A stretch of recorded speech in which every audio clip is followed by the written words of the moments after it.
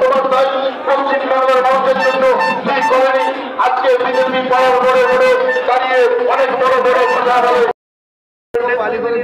আজকে এখানে এসে কিছুক্ষণের মধ্যেই পৌঁছাবেন, এখানে কিছুক্ষণের মধ্যেই পৌঁছাবেন, তিনি আজকে তার বক্তব্য রাখবেন। আমরা তৃণমূল লোকসভার মানুষ, আমরা দেখেছি 2014 সালে আমরা এই 2019 সালে আমরা এই সিটটা জিততে পারিনি, আমরা মানুষের সমর্থন পাইনি, আমরা পুলিশে এত লড়াই করার পরে আমরা কিন্তু 2020 সাল 21 সালে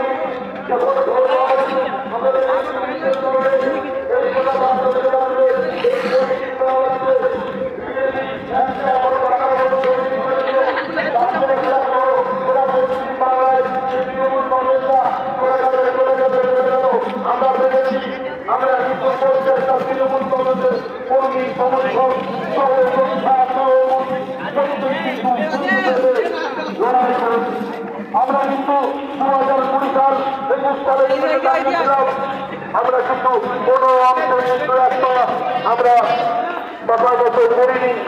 অনেকেই বাসিতে বসে জনতা গেছে, দল তাদের সঠিক জায়গায় সঠিক ব্যবস্থা করেছে।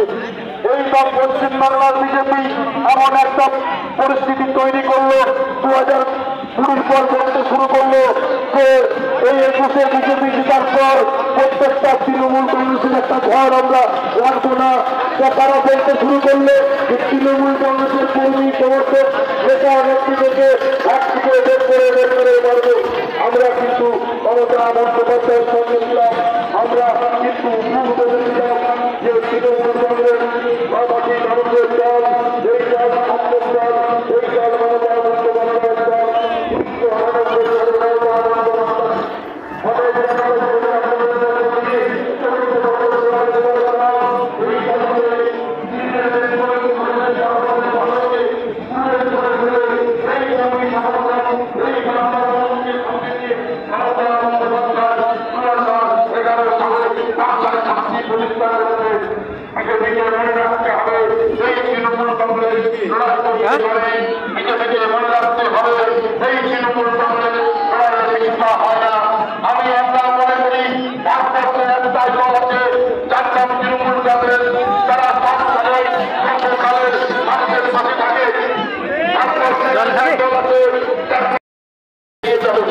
আমরা করতে পারি যে তৃণমূল কংগ্রেস মমতা বন্দ্যোপাধ্যায়ের নেতৃত্বে একটা এত সুন্দর একটা পরিকাঠামো তৈরি করে প্রায় 11 কোটি মানুষকে, পশ্চিম বাংলার মানুষকে উন্নয়নের ধারাকে পৌঁছে দেবে আমরা কোনদিন ভাবতে পারিনি। আজকে মমতা বন্দ্যোপাধ্যায় পশ্চিম বাংলার মানুষের জন্য কি করেনি, আজকে বিজেপি পাওয়ার মোড়ে মোড়ে দাঁড়িয়ে অনেক বড় বড় কথা বলে। আমি বলি এই 11 কোটি মানুষের জন্য মমতা বন্দ্যোপাধ্যায় নির্বাচনকে সামনে রেখে ভারতবর্ষের জনপ্রিয় মুখ্যমন্ত্রী, আমাদের রাজ্যের প্রিয় মুখ্যমন্ত্রী মধ্যে চলে আসছেন। আমাদের দলীয় কর্মীকে আমি অনুরোধ করছি